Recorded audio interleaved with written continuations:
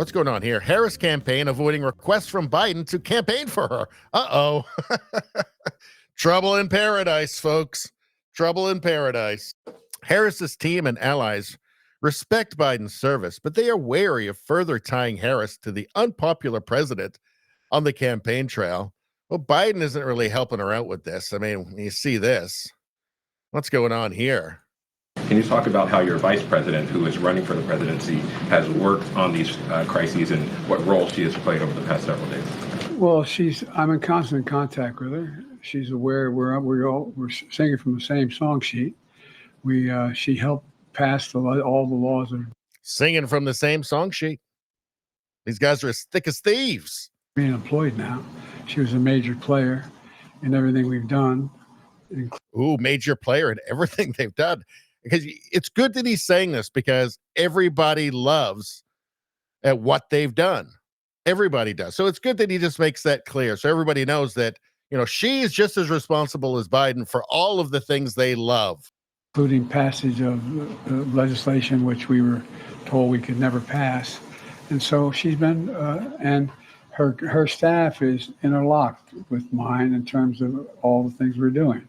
Yeah, he's making it clear. A Kamala Harris administration will be exactly the same as the Biden one, which everybody obviously wants. Oh man. That's spite. It's spite. It's spite. I mean, he was betrayed in a palace coup, and the last knife that went into his back was Kamala's, and he hates her for it. Joe Biden is not kindly old Uncle Joe. He's a mean, spiteful old man with a dark black heart, a spiteful heart. Right? And it kills him. It's a little safer for him, I think, legally, if Kamala wins. But on the other hand, it's got to kill him, the thought of that woman, the last one to stick the knife in his back, her becoming president. It's got to kill him. Anyway, let's take a look at this. President Joe Biden reportedly wants to campaign for Vice President Kamala Harris in the final days leading up to the election, but Harris's campaign appears hesitant to accept, according to a report by Axios. I find it so hilarious, and she's had such an incoherent campaign so far. It's like there's no central person, certainly not Kamala. It feels to me like a handful of woke billionaires or something that are all running it by committee, and nobody's really in control.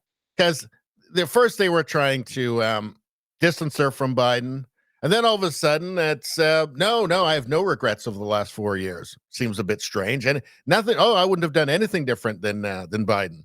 And now again, it's like, no, we don't want him too close again. No, it seems like it's a very incoherent. It seems like just lashing out and just really on the fly. It feels very ad hoc to me.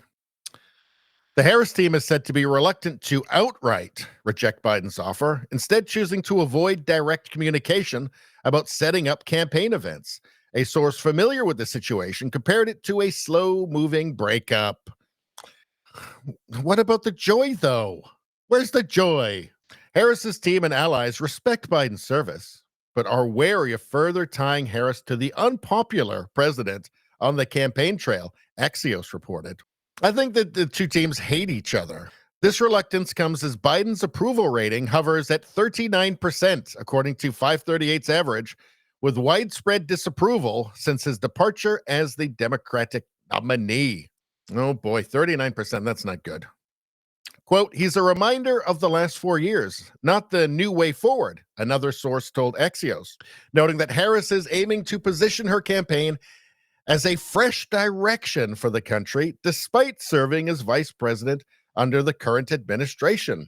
I've always thought this change message, this change thing she's been campaigning on was just so bizarre, totally incoherent, doesn't make any sense. The only thing that could represent change would be Trump.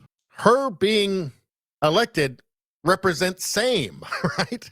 The same. It can only represent that. She has said she would do nothing different. She is basically the same person as Biden, apparently, according to her interviews. Would do nothing different. So she's campaigning there on being exactly the same, but then saying change. None of this makes any sense. Totally incoherent. Let's see. Currently, Harris and Biden have no scheduled campaign events together before Election Day, which is just over a week away. And I wouldn't expect that they will. There's no point, right?